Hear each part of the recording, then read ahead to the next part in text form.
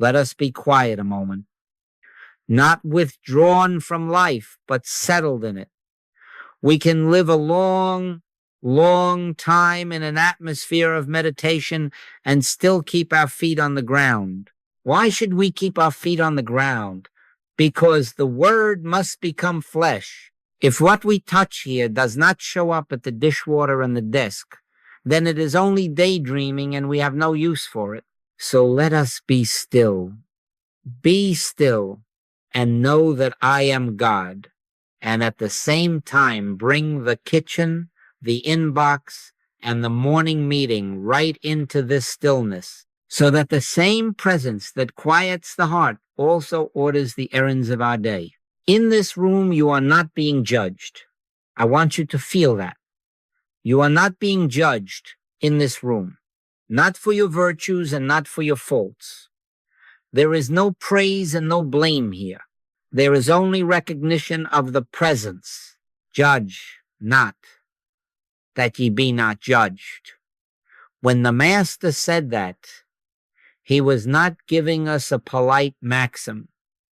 He was opening a gate to freedom, because the only judgment that aligns with God is mercy, not sentimentality, not excusing wrong as right, but mercy, the recognition of the Christ within that dissolves the label from the person, from the event, from the object. And in that recognition, something is set free. You are set free. We must say this plainly at the beginning so that we do not mistake our path. Of the countless appraisals human sense can make good, bad, better, worse, none of them produces freedom. They bind. They bind you to your opinion of a person. They bind you to your fear of a condition. There is only one judgment that liberates here and now, and it is this beholding, this merciful seeing of the Christ identity where a label claims to be. The Master once answered, "Why callest thou me good? There is none good but one, that is God." In that one sentence, he removes our favorite pedestal and our favorite punishment. He locates good in God alone. And if the good is in God alone, then what is this that appears before us? It is neither good nor evil. The good is invisible. The good is the life, the love, the intelligence that cannot be handled or owned, but that animates and illumines every scene in proportion as it is recognized. So try this with me even now. This is neither good nor evil. This is a room, yes, and yet it is not good and it is not evil. This is a body, yes, and yet as body it is not good and it is not evil. This is an email in your inbox. This is a tone in a colleague's voice. This is a number on a statement. This is applause. This is criticism. They are neither good nor evil. In what sense are they not good? In the sense that the good is not embodied in them. In what sense are they not evil? In the sense that evil has no authority where the presence is recognized. Do not place your value in the thing or in the person, but place your value in the invisible love, the invisible life, the invisible wisdom that lies behind, and then watch as form becomes obedient. I can of mine own self do nothing, but the Father within doeth the works. You may say, then what is our posture toward one another in this hour? It is very simple. We behold a person without qualities. We do not add adjectives to your name. We do not hang your successes or your failures on you like ornaments. We let all that fall away, for that is only persona, the mask. We behold the Christ as your identity, whether you know it or not. And we say with the Master to whatever accusation stands in the center of your consciousness, neither do I condemn thee. You will find that in such a room you can breathe. There is no premium on performance and no penalty for being human. There is only the assurance of God's presence as the life of you. And in that assurance, transformation begins not because we try, but because the presence that goes before us makes the crooked places straight. Now, let this not sound like a lovely ideal that floats away when the day begins. I am not speaking of two different worlds. I am speaking of two different concepts of the same universe. If mercy is real, it will appear as order where there was disorder, as clarity where there was confusion, as harmony where there was friction. The Word was made flesh. Why should we keep our feet on the ground? Because the Word must become flesh in the grocery aisle, in the inbox, and at the family table. Otherwise, it is only talk.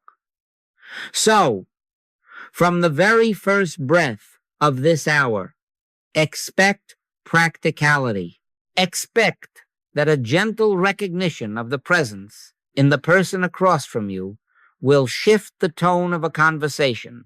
Expect that refusing to label an email urgent trouble and instead pausing in mercy will open a wise, timely reply where panic would have sent 3 foolish ones.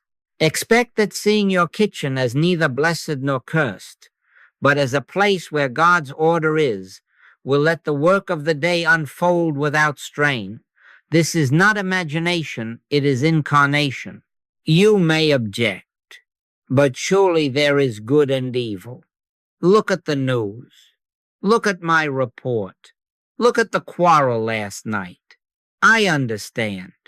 In the realm of appearances, there seems to be both, but we are being trained out of beholding good and evil as qualities of things and people, because as long as you attribute power to the appearance, you will fear it, worship it, or struggle with it. And then where is God? The kingdom of God is within you. The government of your affairs is not in the opinion of a boss, nor in the rise and fall of a market, nor even in your charming or clumsy words. The government is upon his shoulder, the inner Christ, call it the presence that lives as your very life. When you rest there, you stop practicing the judgments that bind, and you begin practicing the only judgment that frees: mercy, recognition, release. So take a breath and accept the gift of this room. You are not being judged here. You are not being asked to be spiritual, to be clever, to be fixed. You are being asked to be still long enough to notice that God is already here, already functioning as the intelligence of your day, the love of your relationships, the substance of your supply. Take no thought for your life. That, too, is an invitation into this field. Take no anxious thought. Take no condemnatory thought. Take no praising thought that sets you up to fall tomorrow. Take the merciful thought that does not cling to an appearance, and you will find the hand of God moving where before there was only your effort. We begin, then, with this vow: for this hour and for this day, let mercy be the only judgment we practice. Let us lay down labels as if they were heavy tools we no longer need. Let us keep our feet on the ground and our attention within. And as we move from this quiet into the very ordinary, watch how the invisible good, which is God, reveals itself in the visible by means of your non-judgment. That is the atmosphere. That is the foundation. And on it, we will build. Now let us say why only matters. Not because we wish to be exclusive, not because we would make a new rule to replace old rules, but because in the actual conduct of your day, you cannot serve two masters. You cannot behold the appearance and ascribe to it power, and at the same time behold the presence and let it govern. There are 1,000 avenues of appraisal, and they are all available at every turn. This is good. That is bad. This is clever. That is foolish. This one deserves. That one does not. They line the streets like hawkers calling for your attention. But there is only one judgment that brings freedom in this moment. Mercy, the recognition of the Christ within as the essence of identity, situation, and supply. Why should we keep our feet on the ground? Because the word must become flesh as harmony, or it is no word worth keeping. You will hear me make a sharp distinction now, because we must be honest about the tools we are using. There is human judgment and there is spiritual recognition. Human judgment is the weighing of appearances on the scales of good and evil. It is informed by memory, by fear, by preference, by tribe. It is the mind that says, I know what this means, and then pronounce a sentence. Spiritual recognition is not a sentimental overlooking, and it is not positive thinking. It is a beholding. It is the quiet witness that says, this is neither good nor evil. The good is not in this thing. The good is God. Let me see through to the Christ that is here. One binds, one liberates, one tightens the chest and shortens the breath. One opens the heart and releases life. How shall we discern which is which? By fruit. By their fruits ye shall know them. Human appraisal promises control, but its fruit is fear, haste, defense, and blame. It leads to a sense of separation, me against you, us against them, my plan against their interference. Even when you call a thing good, you place yourself at the mercy of its continuation. And when it wobbles, you wobble with it. Spiritual recognition has no need to manage appearances. It acknowledges the invisible as cause and lets the visible take its right shape. Its fruit is the peace of God, which passeth all understanding, and beyond peace, practical rightness, a word spoken in season, a door that opens without knocking, a misunderstanding cleared without a debate. If it is of God, it will appear as harmony, and so it is. The Master himself warned us against lodging good in persons or events. Why callest thou me good? There is none good but one, that is, God. What a blow to our habit of labeling. It is not that he denied the presence of goodness. Rather, he relocated it to its source. This is the cornerstone. If we accept that the good is invisible, that it is spirit and not form, then we are freed from worshiping the forms and from fearing them. The ring is not the good. The promotion is not the good. The polite email is not the good. The good is the life, love, and intelligence that animates and orchestrates all right form in proportion as it is recognized. And so, to call a person good is to mistake the garment for the wearer. To call them evil is to ascribe to the mask a power it does not have. God is light, and in him is no darkness at all. Let the light, not the label, be our measure. You may say, but surely we must judge to be safe, to be wise, to keep order. And I would answer, yes, we must discern, but let us discern by an inner light and not by human scales. The human scale judges by appearances and then moves to punish or reward. Mercy turns within and asks, Father, what is thy judgment here? Do you see the difference? One moves from fear and personal rightness. The other moves from surrender and shared life. One tightens the knot. The other slips it. One convinces you that your security lies in being right. The other reveals that your security lies in God alone. I can of mine own self do nothing. That is not a pious phrase. It is a working key. When you accept it in the moment of provocation, it empties the hand that would strike, and it opens the ear that can hear. Why does only matter? Because the heart cannot breathe under two atmospheres at once. Try it, and you will feel the strain. Attempt to condemn, and to love in the same gesture. It cannot be done. Speak a word of prayer, then rehearse the accusation. You will feel the current split. We are not being asked to be naive. We are being asked to be single. If thine eye be single, thy whole body shall be full of light. Singleness is the secret. Only mercy means we cease to pass sentences that bind, and we consent to the one judgment that frees. Christ here. Christ as the truth of this person. Christ as the law of this situation. Christ as the substance of this day. Not two masters. You might think at first that such a path is impractical, that it will float you above the ground into niceness, while the world goes on making its hard decisions. But I am not speaking of two different worlds. I am speaking of two different concepts of the same universe. The presence that judges mercifully is the same presence that draws lines, sets times, gives no to what does not belong, and yes to what does. The difference is that it does not add labels to persons or events. It does not make a sinner where there is a struggler, nor a saint where there is a mask.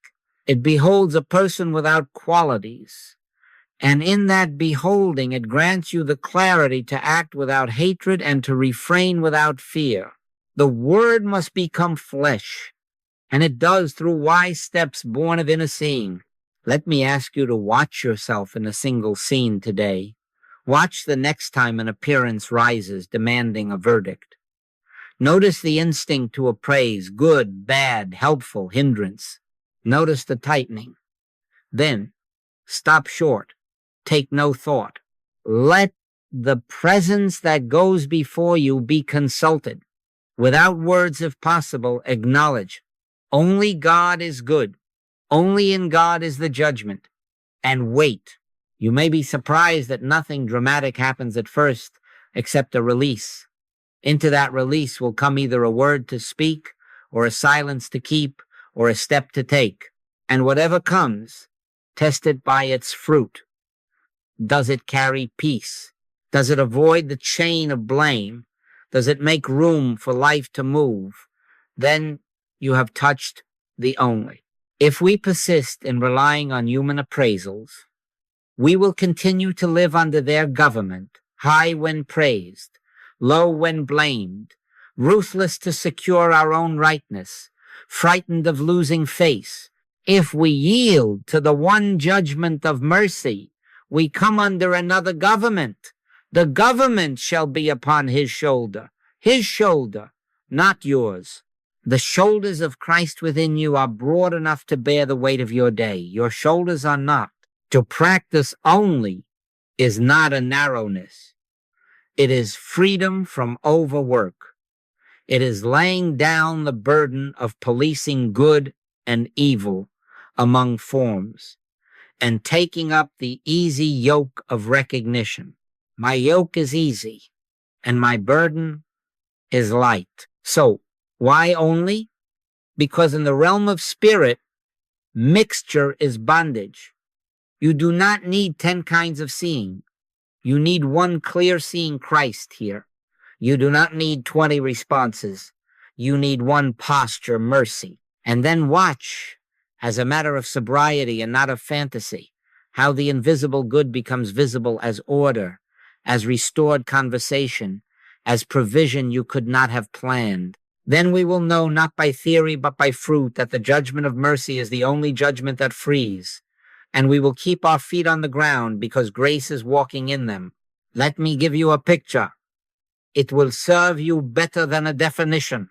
A ring, let us say, a simple band with a stone, given on a day when love felt so near it could be held. Perhaps it was your grandmother's, slipped into your hand with a whisper about family and faith. Or perhaps it was the ring your beloved placed upon your finger with the vow, with all my heart. You wore it not as an investment, but as a remembrance. It gathered days. It lived in washing dishes and clapping at recitals and holding a child's fevered brow.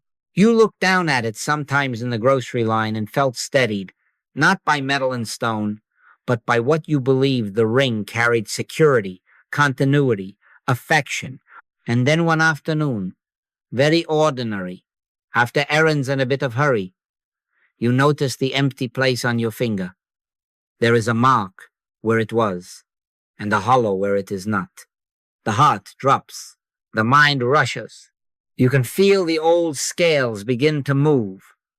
Good, evil, gain, loss, safe, unsafe. You begin to rehearse the day. Was it at the sink, the compost, the glove that caught and tugged, the park bench when you rested a moment? You check the car, the coat lining, the pavement outside the shop. You telephone 2 places you stopped and leave your number. While you speak, there is an undercurrent self-accusation rising like a tide. Careless, foolish, how could you? And along with it, an imagination paints a finder, a stranger pocketing your love, a clerk inattentive, perhaps a thief, perhaps the world is not safe. If you stand very still, you can feel the tightening in the body and the narrowing in the mind. Now, pause. You are at the threshold between 2 governments. Which judgment will you practice here? Lay not up for yourselves treasures upon earth, where moth and rust doth corrupt, and where thieves break through and steal, said the Master. And he did not say that to scold your affection for a gift, but to return your treasure to its source. But lay up for yourselves treasures in heaven, for where your treasure is, there will your heart be also. In this moment, let us return the value. The ring, as ring, is neither good nor evil. In what sense is it not good? In the sense that the good is not embodied in it. The good is invisible love. In what sense is it not evil to have lost it? In the sense that evil has no authority where presence is recognized. So we begin a gentle transference. We say, perhaps not out loud, but in the depth of the heart, the love that gave this ring is God. The security it represented is God. The continuity it signified is God.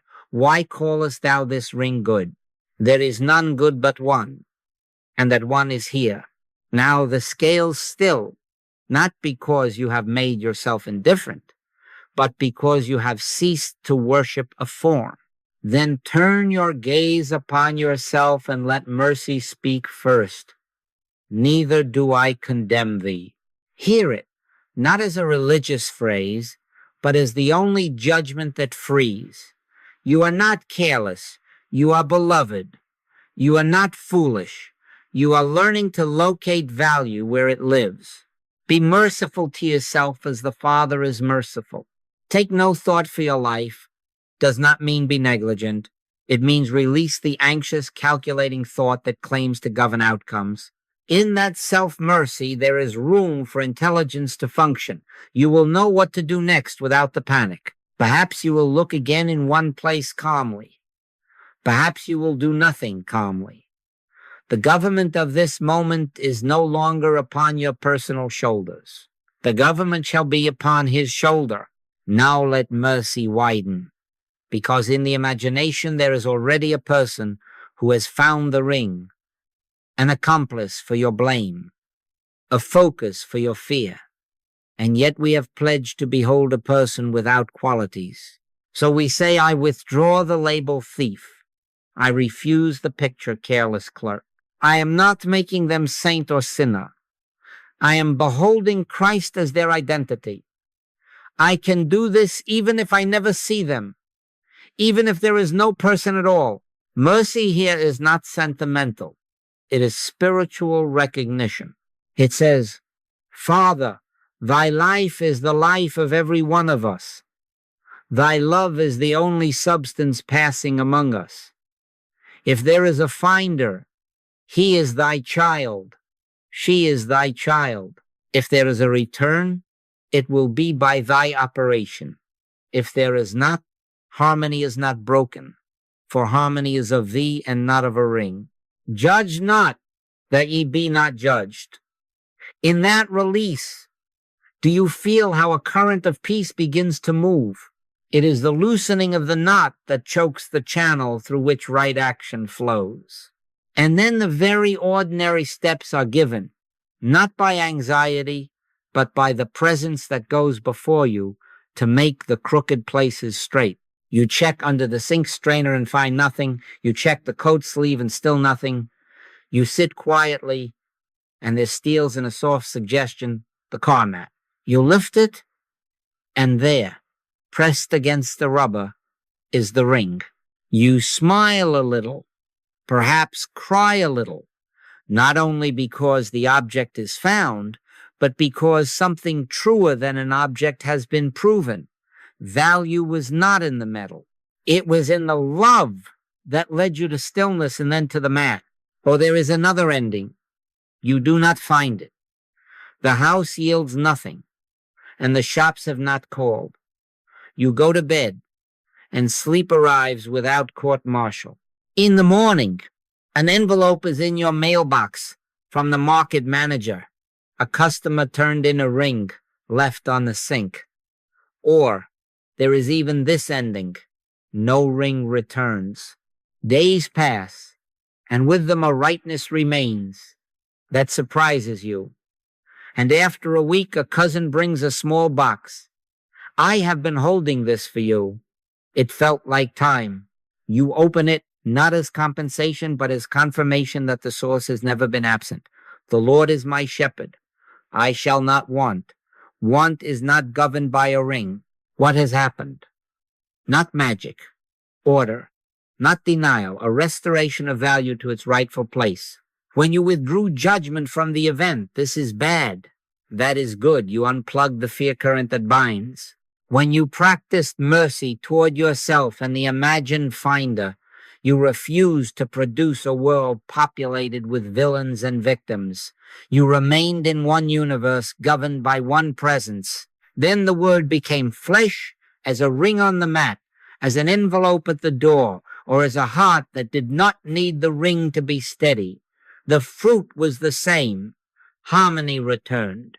Ring or no ring, you did not leave Eden. Do not misunderstand me. I am not asking you to admire detachment as a virtue. I am asking you to locate your treasure. You may cherish the ring, wear it, polish it, enjoy the memory it represents. Let affection be human and warm, but do not ascribe the power of comfort to a form. Do not enthrone a metal band as the source of your continuity. Good is invisible. The love that arranged that gift, the intelligence that times every provision, the life that has carried you until now, these are not in the thing, they are God. All that the Father hath is mine. When you accept that, then forms can come and go without touching your center, and they will come more rightly, because they are no longer asked to be what they cannot be. This little story will repeat itself across your day in other guises. A report praised, a report criticized, a plan crowned, a plan interrupted, an heirloom found, an heirloom lost. Train the mind to say, gently and quickly, this is neither good nor evil, the good is God. Then turn within and let mercy render the only judgment. Be merciful to your own humanity.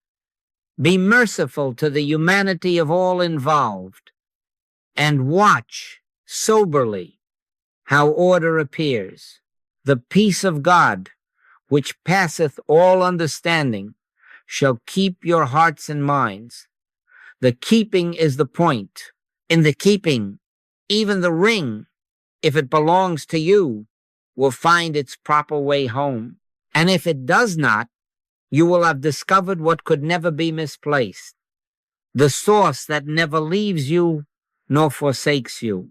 Now let us come to the heart of identity, because until you and I are released from beholding persons as good or evil, we cannot walk free. Persona is a Latin word that simply means mask.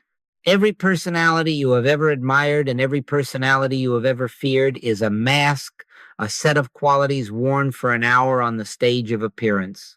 Cheerful, moody, efficient, disorganized. These are costumes. They are not the person. They are neither good nor evil. In back of the costume stands the living identity, the Son of God individualized as that one Christ within. I and my Father are one. That is not poetry to embroider on a pillow. It is the only fact worth recognizing about yourself and your neighbor. If you have ever watched a fine actor, you know that yesterday he wore a crown and today he wears rags. Yesterday he spoke like a king, today he snarls like a villain.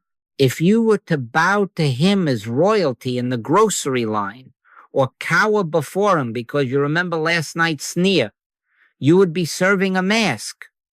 We do this all day with each other.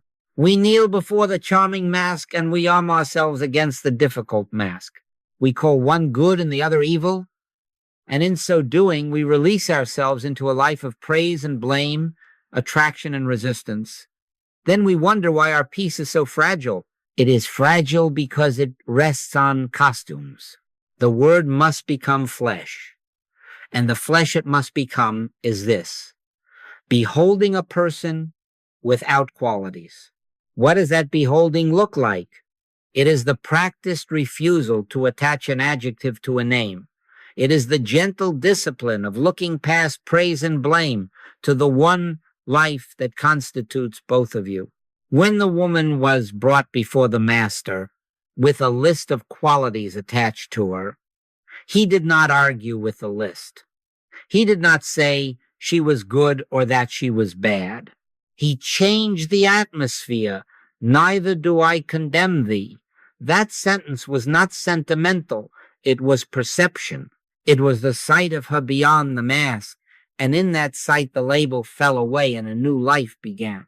If you make that your inner stance, you will help write that sentence over faces without ever moving your lips.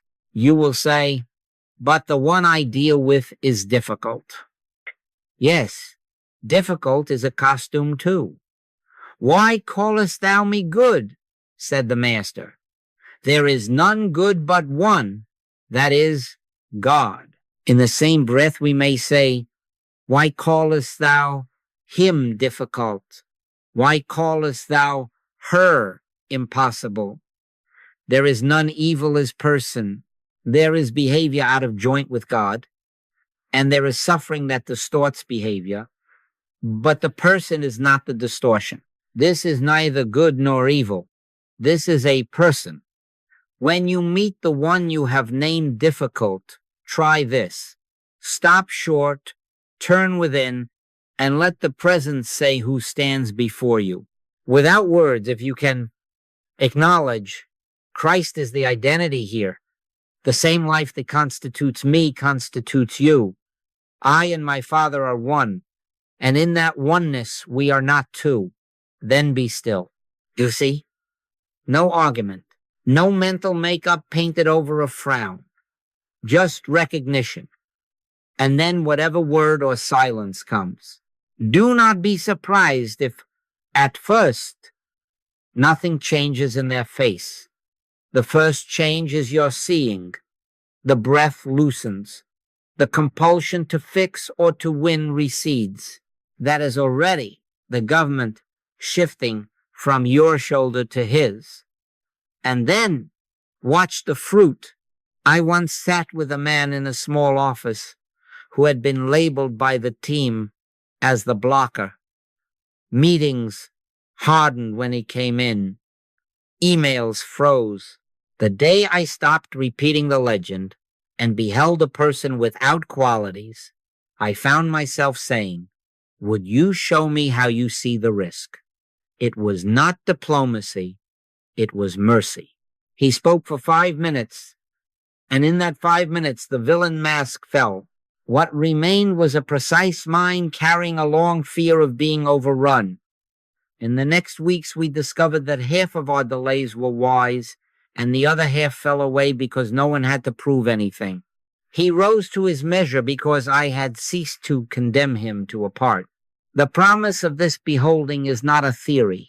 With what measure ye mete, it shall be measured to you again.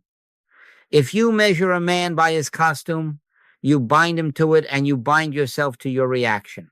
If you measure him by the Christ within, You free him to outgrow the costume, and you free yourself from the seesaw of appraisal. A mother once told me of her teenage daughter, surly, lazy, always on that phone. The next morning, the mother tried a small experiment. When the girl came to the table with that same mask, the mother said nothing to the mask. She set down breakfast, turned within, and simply held, "This is not a surly child. This is my father's child. Neither do I condemn thee." 5 minutes later, without coaxing, the girl began to talk about a hurt at school. The mask had needed an enemy to stay on. Without an enemy, it slipped. We must be very clear here. To behold a person without qualities is not to deny appearances or to play pretend. It is to relocate identity, and from that relocation, let appropriate action find its way. You may still say no. You may still keep a boundary. You may still dismiss a proposal, but you will not add a label to the one standing before you. You will not make a sinner of a struggler, nor a savior of a charmer. You will remember that all that the Father hath is mine, and if it is mine, it is also yours in our shared sonship. And therefore, we need not compete for scarce goodness. We need only yield to the one invisible good that individualizes itself as wisdom, as courage, as patience, as needed. Try to practice this in the simplest scenes. The barista who is slow is not slow. The child who spills is not clumsy. The executive who interrupts is not rude. These are neither good nor evil. These are costumes woven out of habit and fear and the weather of a morning. Look past. Behold a person. If a word is to be spoken, it will come from the one who speaks. I can of mine own self do nothing. If no word is needed, silence will do its work. In proportion as you make a habit of this beholding, you will notice people coming to their senses in your company, light in the eye, ease in the shoulders, a willingness to cooperate that no amount of lecturing ever produced. The atmosphere frees them because they are no longer being measured by your scales. And what of you? You will find that the heaviest mask in the room your own loosens. The moment you refuse to condemn another, you discover your own face under your adjectives. Competent, inadequate, admired, neglected. Neither good nor evil. You stand there not as performance, but as person. And you too hear, neither do I condemn thee. That hearing is the seed of all transformation. Beholding as in a glass the glory of the Lord, we are changed into the same image from glory to glory, not by effort, but by beholding.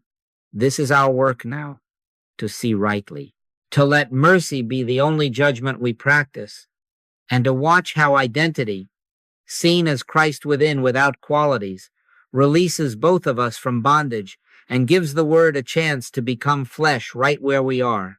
Now the question is how? If mercy is to be the only judgment we practice, by what movement do we come under its government in the heat of a moment? We begin with an axiom that is not philosophy but a working key. I, my own self, can do nothing. Say it as you feel the verdict rising in the mind. Say it as you feel the tongue rushing to shape a sentence. I, my own self, can do nothing. That sentence arrests the human court. It does not make you passive. It makes you available. It stops the habit of weighing good and evil by appearance and turns you toward the one who judges rightly. Take no thought for your life is the Master's counsel. He does not say take no action. He says do not take thought as your governor. Let the Father within do the works. The protocol is very simple, and it is meant to function in the very instant that would ordinarily be lost to reaction. First, pause the tongue. Before the word is formed, before the fingers touch the keys, stop. Set a watch at the door of your lips and a hand upon your wrist. Be still and know that I am God. In that stillness, turn within. By turning within, I do not mean strain the mind to find a better thought. I mean yield attention to the presence that lives at the center of your being, Christ within, the life by which you live. Consent to it. Consent is a real inner, yes, Father, thy will, not mine. And then wait, this is important, one breath beyond your comfort, just one. Often we snatch the reins back at the very edge of guidance. The extra breath gives the presence its chance to go before you and make the crooked places straight. Then let the next word be given. You will recognize it by its fruit. It will come with a sense of rightness, of being carried. It may be a word. It may be a silence. It may be a step that seems too simple to be holy, and yet it will bear holy fruit. By their fruits ye shall know them. If the thought that rises brings haste, self-justification, or the desire to win, pause again. The human mind is dressing up to take the stage. If the thought carries quiet, clarity, and a lack of blame, even when it says no, you have consented to mercy's judgment. The word must become flesh, and it does by these very small obediences. Let us apply this to a familiar scene. The harsh email arrives.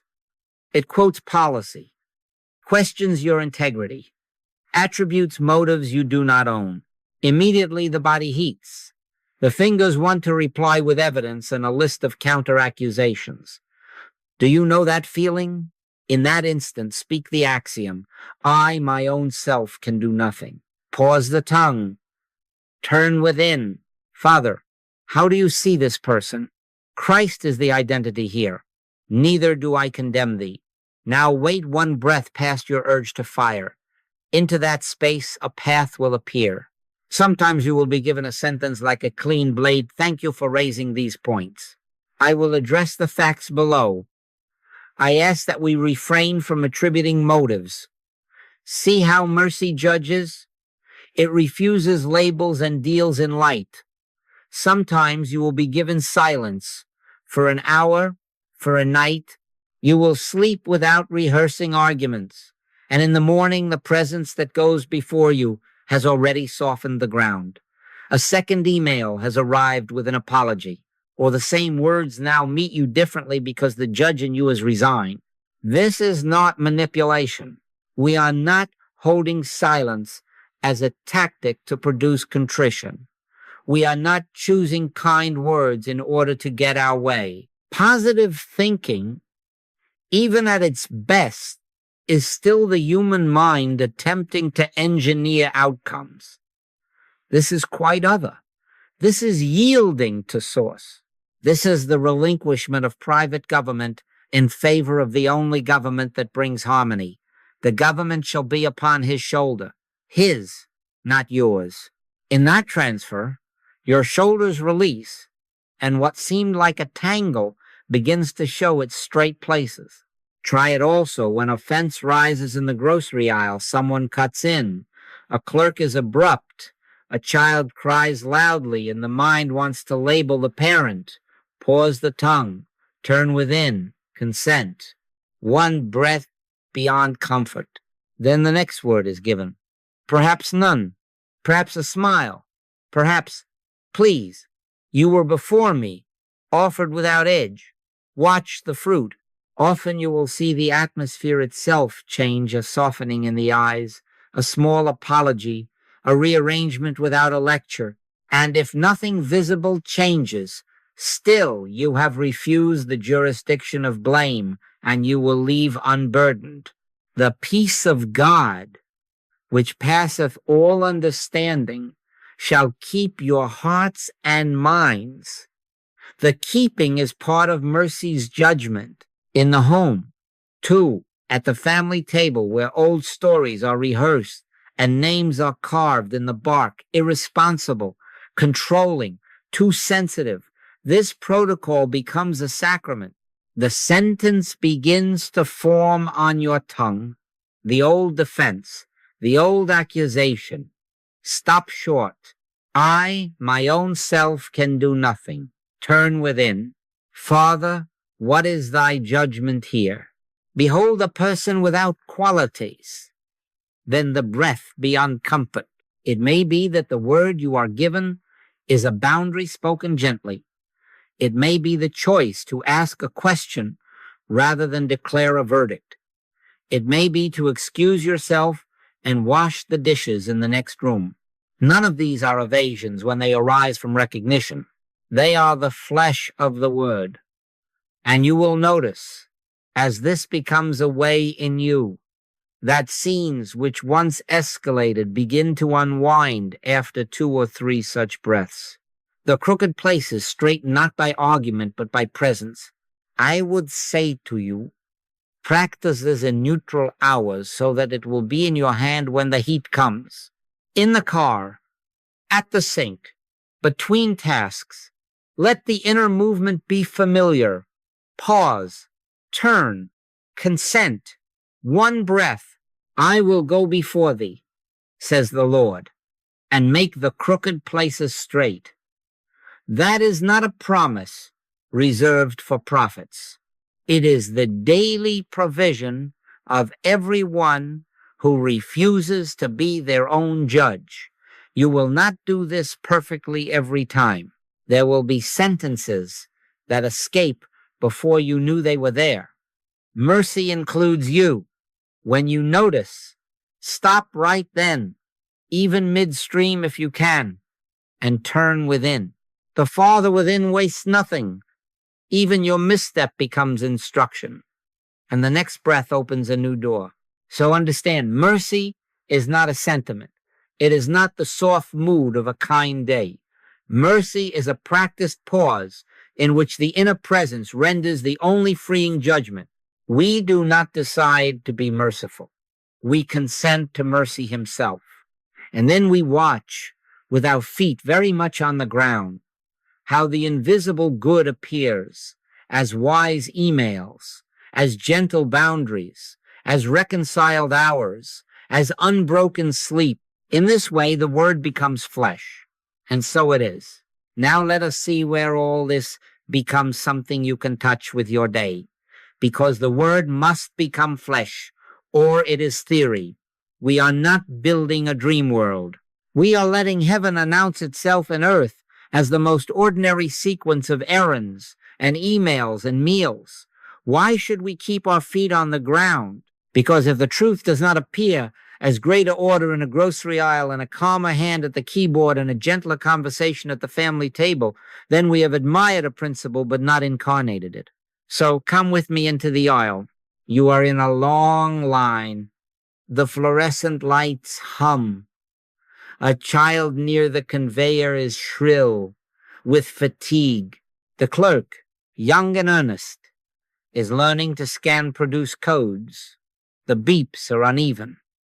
You feel the scales begin. Irresponsible parent, incompetent store, my day is being stolen. Do you hear the sentences assembling? Now practice your single eye. This scene is neither good nor evil. The good is invisible. Withdraw the labels and turn within.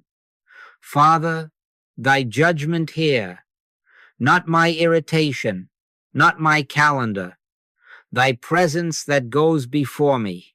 Without words, if possible, bless. Let the heart say, peace, be still, not to manipulate, but to recognize what is already true of God's universe. In 2 breaths, you will notice your own body unclench. That alone is fruit. And then do not be surprised. Something outward loosens too. The child catches your quiet and looks away from the candy. The parent, released from your unspoken blame, laughs softly and sways. The clerk finds the code and speed arrives without fluster, or nothing outward shifts at all, and still a rightness holds you steady, and your turn comes, and you look the clerk in the eye as a person without qualities and say, take your time. You have made room for life to move. By their fruits ye shall know them. The fruit is peace that becomes efficiency, courtesy that becomes flow. It is not magic, it is order. Now you are at your desk. The subject line glows in red, urgent failure in quarterly metrics. The first surge is adrenaline, and with it the old reflex. Defend, explain, find the villain, send 12 answers in 6 sentences, stop short, take no thought.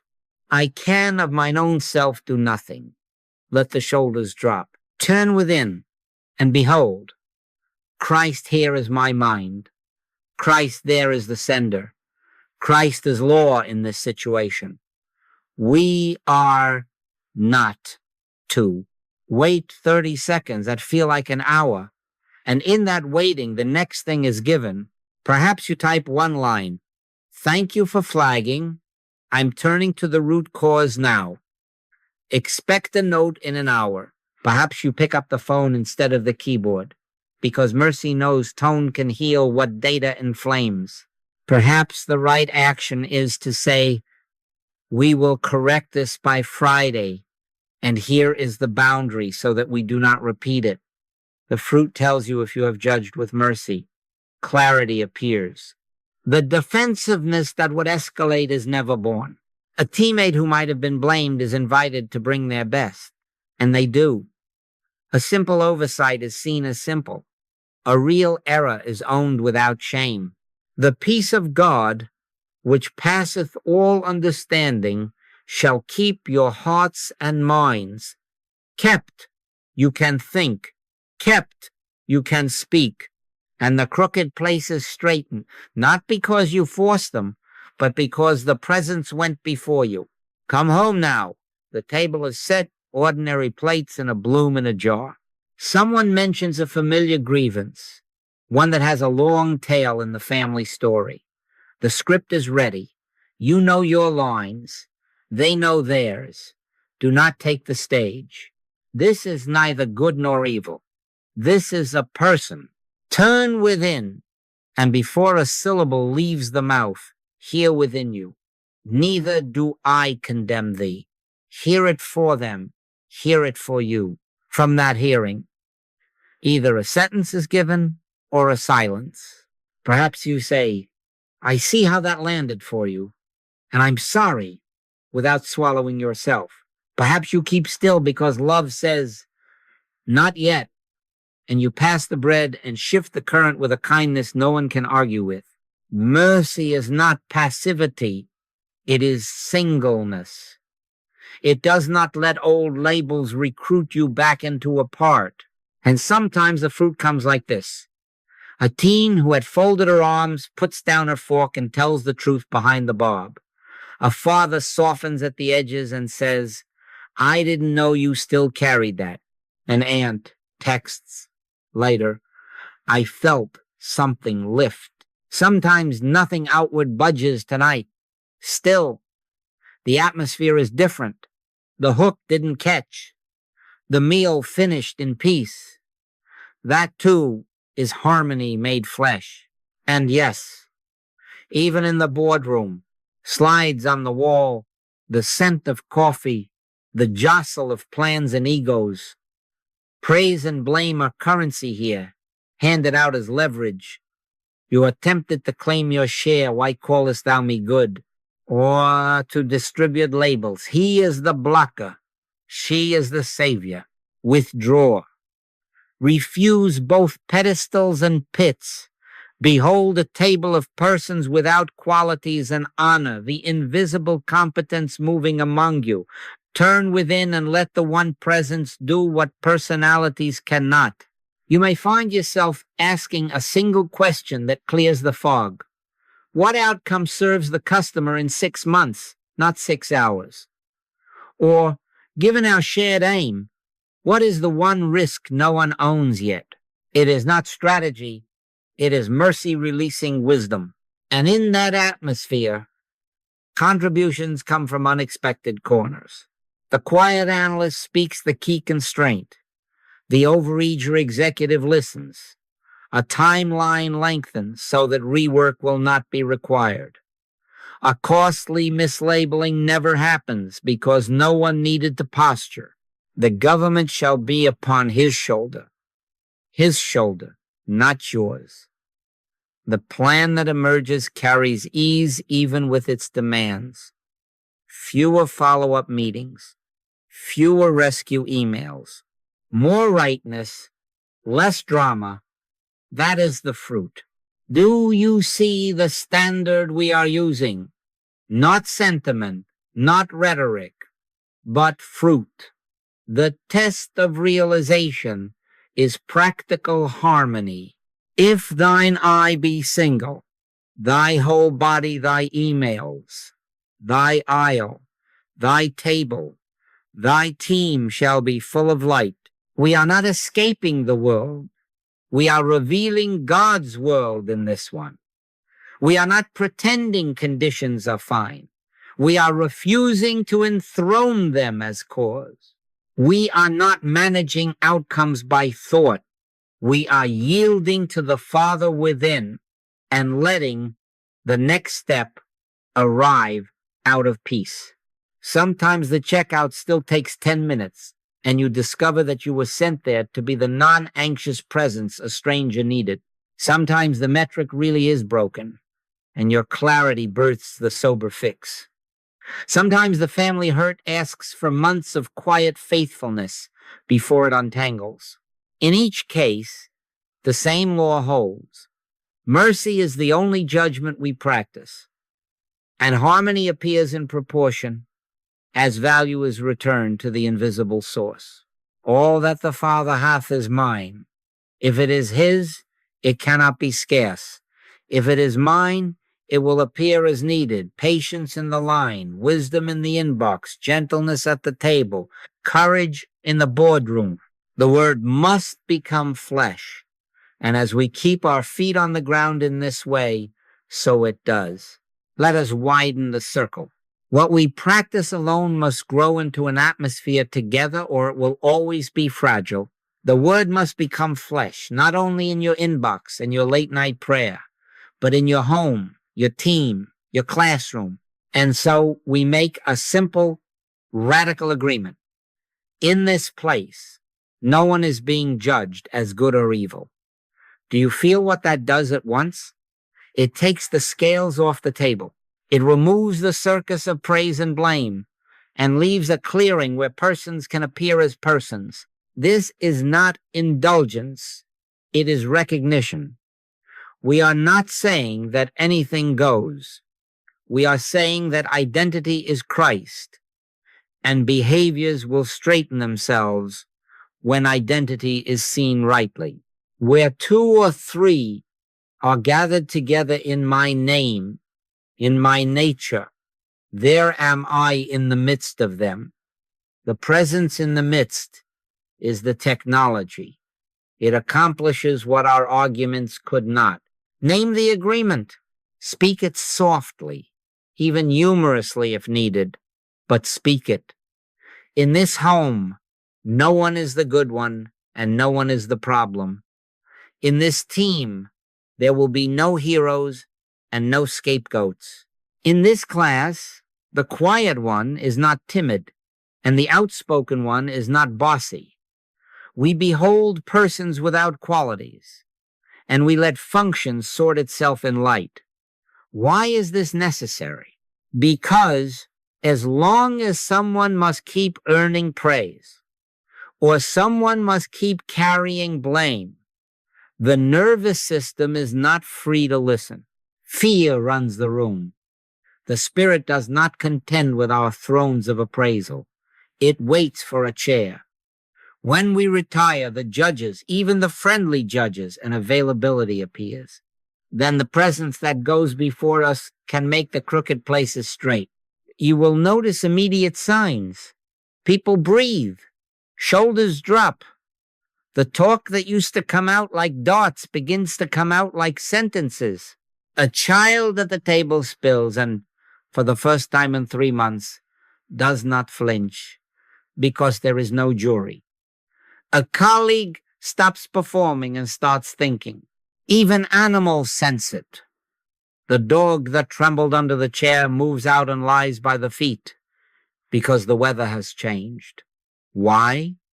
Because the labels have been lifted. This is neither good nor evil. This is a person. This is neither smart nor foolish. This is a person. The truth has not made us blind to behavior. It has made us merciful in our seeing. And in that mercy, a native order reasserts itself. Creativity rises there. Ideas come up from corners of the room where, under blame, no idea dared to live. I witnessed this in a volunteer group that had grown contentious. They were good souls, every one of them, but they had put each other in boxes. She is the control freak. He never shows up. They always have a reason. Meetings were a small battle. The pantry they ran served families, but the volunteers served their grudges. When I entered, I did not bring a new strategy. I brought an atmosphere. We began with 2 minutes of stillness, no method beyond be still and know that I am God. Then I said, friends, we will try an experiment. In this room, no one is being judged. Not good, not bad. We will speak to functions and tasks, but we will not name persons by qualities. We will practice beholding a person without qualities and let the next right step arise. The first meeting felt strange to them, like walking without a habit. Someone started to say, as usual, and stopped. Someone else began to gild another as our saint, and we laughed gently and let the sentence go. We dealt in the light. Here are our hours. Here is our inventory. Here is the need. Father, thy judgment, not ours. In the third meeting, a quiet woman, often dismissed as shy, described a simple schedule that matched volunteer availability to delivery peaks. It solved 2 months of conflict in 5 lines on a whiteboard. In the fourth meeting, the man derided as unreliable confessed he had been avoiding a task that frightened him and asked to be trained. Neither do I condemn thee was in the room without anyone saying it, and training was given gladly. A retired carpenter who had sat back with arms folded stood up and offered to build new shelves in a weekend. It doubled their capacity. I asked them later what had changed. We stopped being types, one said, and started being people. That is all. And it was enough. Understand me. We did not achieve this by positive talk. We did not paint over disagreements with syrup. We removed praise and blame as coins of the realm, and in their place set recognition. All that the Father hath is mine. If it is mine, then it is also thine, for we share one Father. There is no scarcity of wisdom in a room of sons and daughters. There is only the need for a climate in which the wisdom can rise. When a mistake happened, we sent 2 trucks to the same address, leaving another family waiting. We corrected the schedule firmly, but no one wore a dunce cap. No one paid with shame. Correction was a function. Identity remained Christ. Do you see how boundaries are not lost in this field? They become clear because fear is not fogging them. Try this in your home, at the doorway or the table. Make a small ritual of your agreement. In this place, we do not speak in labels. We speak needs and offers. We pause when heat rises. We remember that the life that constitutes me constitutes you. Put it in your team charter if you must, not as a rule to police, but as a lamp to return to when the room forgets. And expect the confirmation to be practical, The quarrel that used to cost an hour will cost 10 minutes. The project that felt stuck will loosen under a suggestion that comes from the one you had not been hearing. Even the cat will stop staring from the top of the refrigerator and come down to sit on the chair back, because the air is safe. If you ask, is this not naive? I would answer, no. It is obedient. It obeys the reality that there is none good but one, that is, God. And therefore we will not enthrone human good or human evil in each other. It obeys the fact that government is His, not ours. And it proves itself. By their fruits you shall know whether an atmosphere is of God. Do tempers soften? Do solutions appear? Do the little ones, children, animals, the most vulnerable among you relax? Then you have made room for the presence to be in the midst. And where that presence is welcomed, fellowship ceases to be a project and becomes a current. You feel it carrying you. You find yourself saying without effort, all that the Father hath is mine, and in the same breath, therefore ours, not mine against yours, but ours in Him. And so harmony is not manufactured, it is manifested. This is the spiritual technology of a non-judgmental field. It looks like nothing, and it accomplishes everything needful. Let us make this very simple and very near, because 7 days is near enough for anyone to try without dread, and long enough for the fruit to begin to show. We are not making a lifetime vow tonight. We are consenting to a small rule of life, by which the word becomes flesh in the most ordinary hours. If it bears fruit, we shall know, for by their fruits ye shall know them. And if it falters on day 3, mercy includes day 3, and we begin again on day 4. The aim is singleness. Among countless human appraisals, we will practice only one judgment, the merciful recognition of Christ within, and we will let God answer for the results. Each morning, give 3 minutes to establish the government on His shoulder. Before the mind begins to carve the day into tasks and names, sit or stand as you are and be still. Be still and know that I am God. Place the thought gently where it belongs. I, my own self, can do nothing. Then say within you, Father, within, judge through me today. I release labels. Let those words be not a poetry, but a consent. Add this reframing of sight. Today my eye is single. I will not call appearances good or evil. The good is invisible. The value is in thy love. Then very simply, see 1 or 2 faces you expect to meet. Do not attach adjectives to them. Behold a person without qualities. If a name stirs reaction, breathe 1 breath beyond comfort and lay the name on the altar with the sentence, neither do I condemn thee. Close the 3 minutes by returning value to source. All that the Father hath is mine, and feel, if only faintly at first, that you are not leaving this posture behind as you rise. You are taking it with you as law, as the presence that goes before you to make the crooked places straight. If you like form, and some of us do, let a few sentences shape those 3 minutes until the Spirit picks them up and makes them its own. Father within, judge through me today. I release labels. I consent. I take no thought. I behold a person without qualities. This day and its scenes are neither good nor evil. The good is thy invisible love, appearing as what is needful. I and the Father are one. Then be silent for a breath or 2, and let the amen come from deeper than words. In this way, the first government of the day is not taken by your calendar.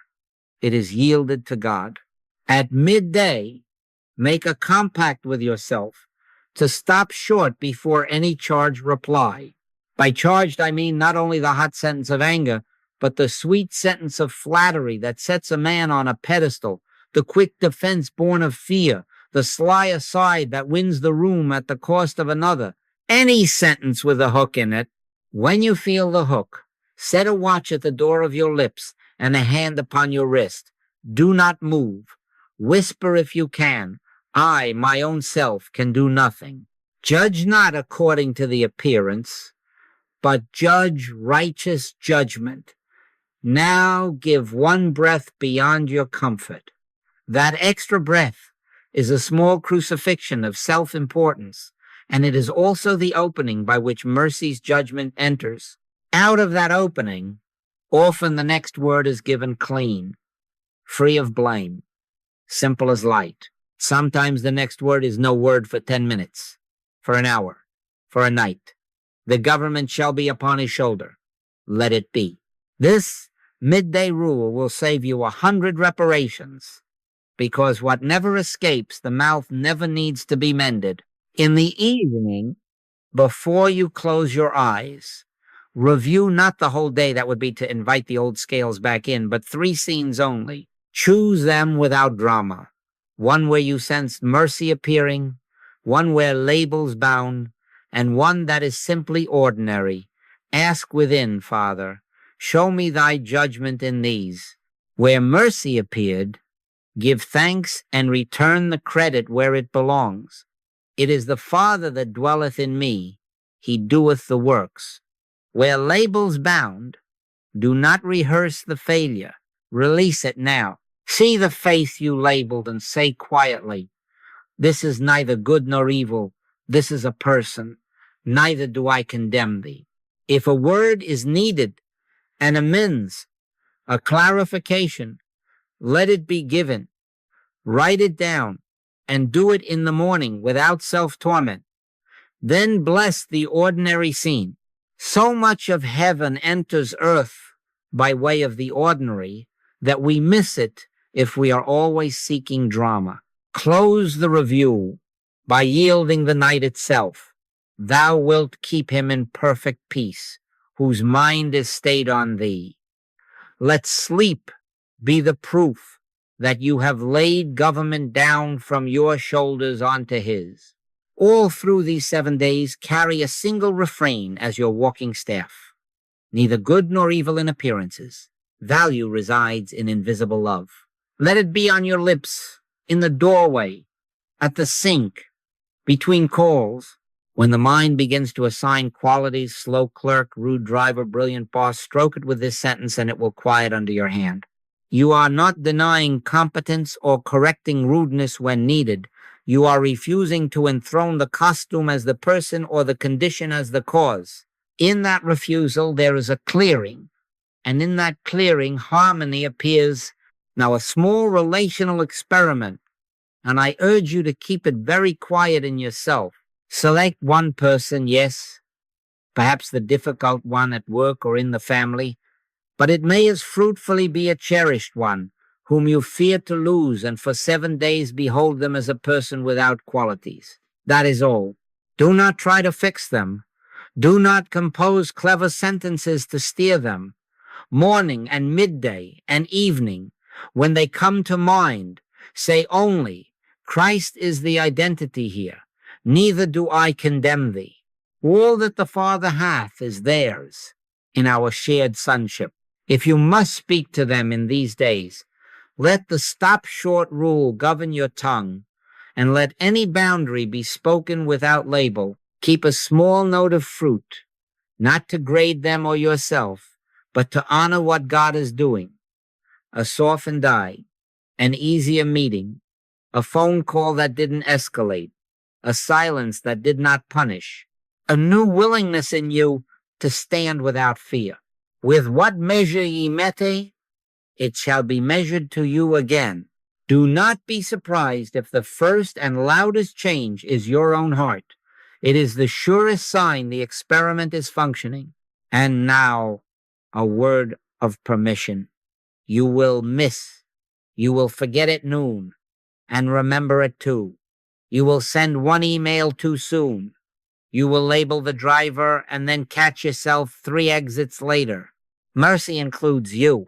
Turn even your misstep into a place of recognition. Midstream, if you can. Stop short.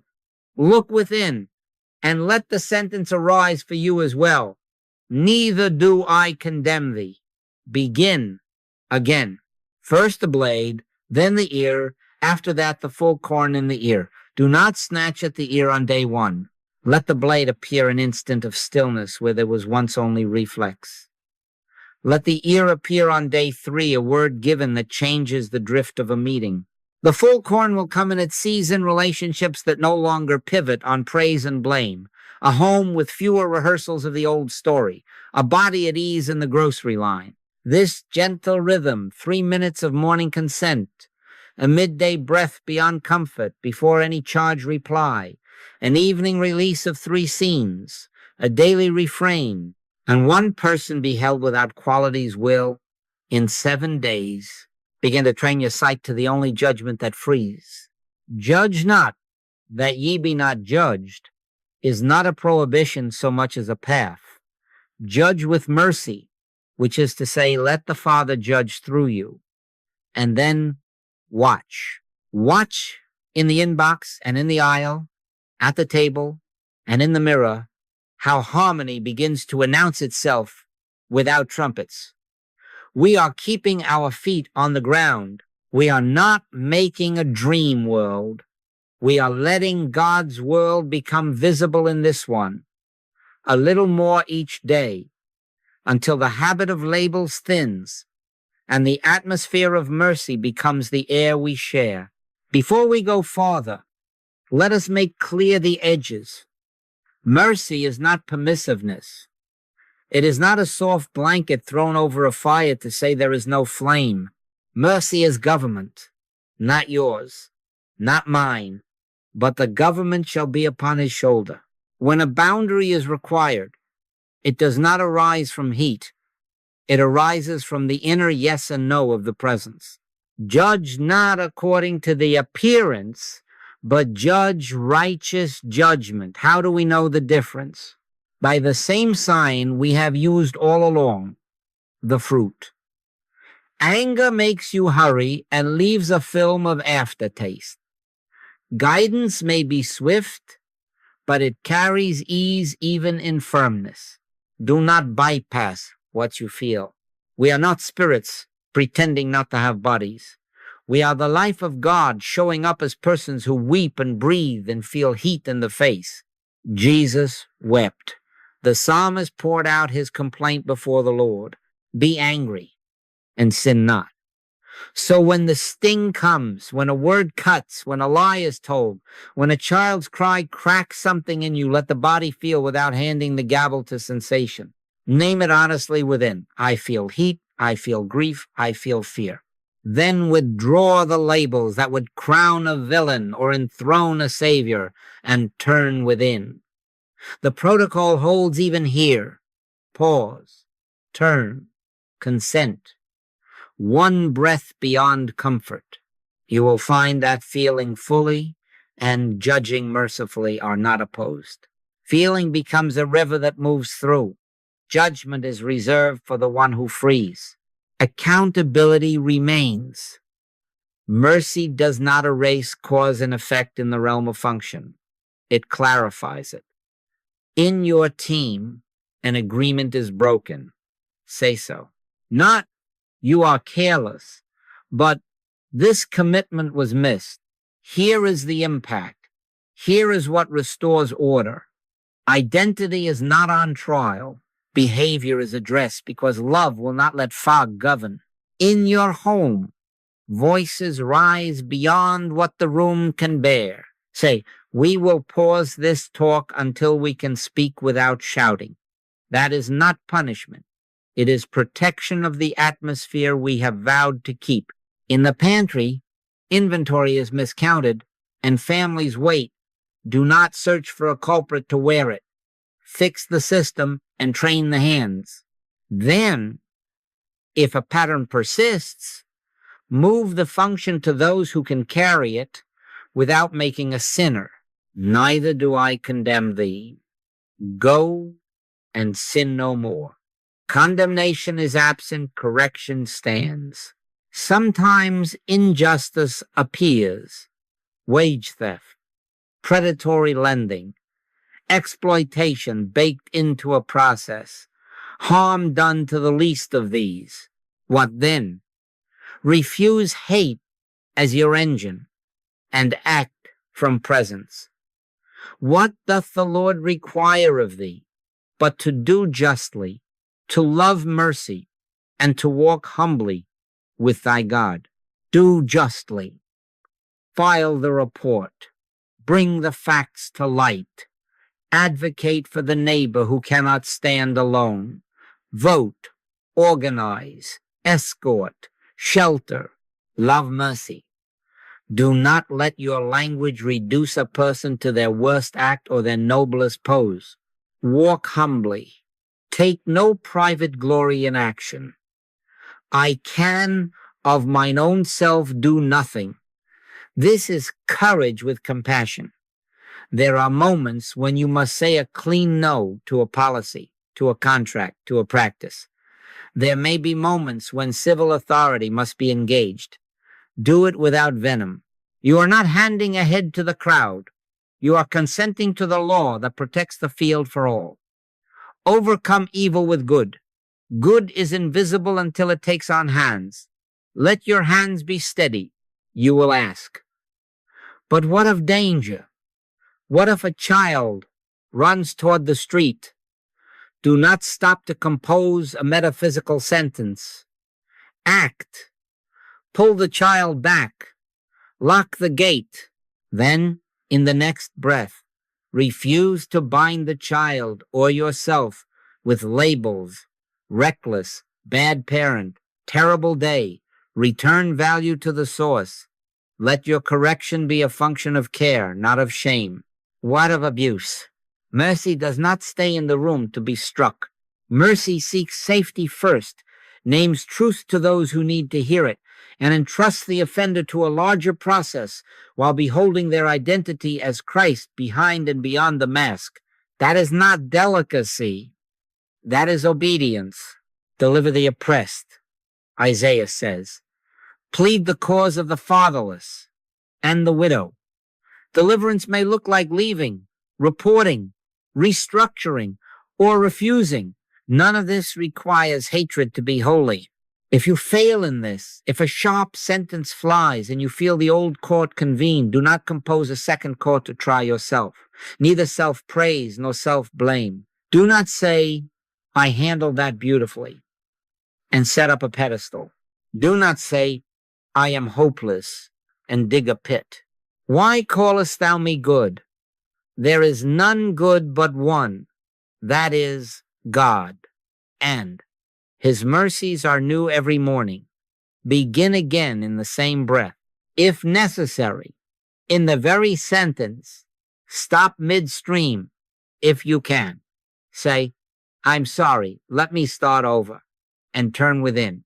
The presence loses no time.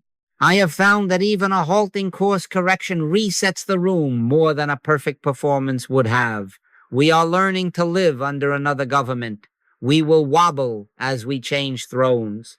A just person falls 7 times and rises up again not by resolve alone, but by yield. Here is a practical measure. Separate person from pattern and pattern from place. Behold a person without qualities. Speak to the pattern with clarity. Place the pattern where it belongs. For example, you are not the problem. Repeated lateness is the pattern. The pattern does not belong in this role. Let's relocate tasks. Or, you are not untrustworthy. This breach is the pattern. The pattern requires restitution and a new safeguard. See how mercy holds firm boundaries without labels. The edge is kept, the dignity is kept, and the order of the house is strengthened. And do not use the word mercy to hide from a hard talk. Sometimes love calls you to speak what another does not want to hear. Do not rehearse speeches in the court of your mind. Do not stack evidence to win. Turn within and let 1 or 2 sentences be given. They may come like this: because I love you in this house, I cannot permit this behavior here. Or, I honor your gifts. This assignment is not yours. Or, I am ending this contract. Quiet, direct, no heat, no labels, no negotiation with shame. And then let silence do some of the work that words cannot. If you ask, how will I know if I am yielding to inner guidance and not disguising fear? Look for these signs. A settled body, even when the step is costly. Words that are few and transparent. No desire to belittle. An openness to be shown a better way. Look, too, for the fruits that follow. Relationships that even when parted, part without poison. Teams that strengthen after correction. Sleep that returns. Unforeseen provision that meets the new order. Be still and know that I am God. In stillness you will know, and in the knowing you will move, not as judge, not as victim, but as one carried by the presence that goes before you to make the crooked places straight. So let mercy be the only judgment, even at the edge. Feel what you feel. Refuse to enthrone it. Set the boundary the presence gives you to set. Speak the correction that protects the field. Act for justice without hate. And when you miss it, begin again before the echo fades. The word must become flesh here, too, in the no that saves a life, in the consequence that restores trust, in the apology that heals the hour. In this way, correction becomes an instrument of freedom, and the atmosphere we have built does not shatter at the first wind. It flexes, it holds, and it carries us on. Let us gather the thread before we go, for it is a slender thread, and yet it has strength enough to hold a life. Among the countless appraisals that rise like waves upon the mind, fast, reflexive, persuasive, only one judgment sets you free, and that is mercy. The recognition of the Christ within, devoid of labels. Everything else binds, however noble it seems. Why? Because there is none good but one, that is, God. And to put goodness or evil into the mask is to miss the one life that constitutes us. This is neither good nor evil. This is a person. This is neither success nor failure. This is a scene awaiting the government on his shoulder. Judge not according to the appearance, but judge righteous judgment, which is to say, turn within and let the Father judge through you. Before we speak a vow, let us practice the way of it now. Be still for a moment, not with effort, but with consent. Be still and know that I am God. Say within you, I, my own self, can do nothing. Father within, thy judgment, not mine. I release labels. I behold thy Christ as identity. Here and everywhere my thought may travel. All that the Father hath is mine, and therefore nothing need be taken or defended. Let a breath carry this from the mind to the heart. Do not reach for sentences. Let a sentence find you. Perhaps it is only, peace, be still. Perhaps it is, neither do I condemn thee. Receive it without embroidery. Let the presence that goes before you make, even now, the crooked places straight first within you, then in whatever scene awaits. And be content with the quiet. It is the seed from which word becomes flesh. Now, a simple vow. Do not make it heavy, make it light, and let us make it together so that the field bears us all. This day I will not judge by appearances. I will recognize Christ as the identity of each one I meet. and of myself. I lay down praise and blame as coins, unworthy of this commerce. I choose recognition as my only tender. I consent to let the government rest upon his shoulder, not mine. And I trust the presence to go before me to the grocery aisle, the inbox, the family table, the meeting room, the screen upon which words fly fast. I will not enthrone the seen. I will return value to the unseen. Love and watch how it appears as what is needful. By their fruits we shall know. And therefore I will look for fruit, not merely for feelings. Extend the circle from this room, for we do not live our lives in rooms only. Bless your home now. See its doorway, its chairs, the shoes in the hall, the light that will be there when you return. Whisper, in this place, no one is being judged. See your coworkers by name, supervisor, peer, the intern learning codes, the partner in a different city whom you have never met except by email. This is neither good nor evil. This is a person. Speak a quiet blessing over the customers and clients, the patients and students, the passengers on your commute. Let your thought reach the online threads you will encounter. Say over them what you have said here. No one is being judged. We will not enthrone sarcasm. We will not purchase belonging with shame. We will be merciful, not as a posture, but as perception. Blessed are the merciful, for they shall obtain mercy. As you bless, feel what changes within you first. That is always the first miracle. A softening comes, and with it a readiness to hear, and hearing is the beginning of harmony. Let gratitude seal what vow has begun.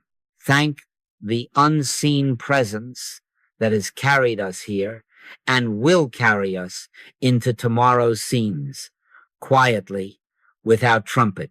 Thank him that the word is already becoming flesh, that patience will appear as a smile in a line, that wisdom will appear as a sentence which de-escalates, that courage will appear as a boundary spoken without sting, that provision will appear as right timing where scarcity once seemed to press. Take no thought for the morrow, not as negligence, but as trust, for the manna of tomorrow will be tomorrow's proof. Thou wilt keep him in perfect peace, whose mind is stayed on thee.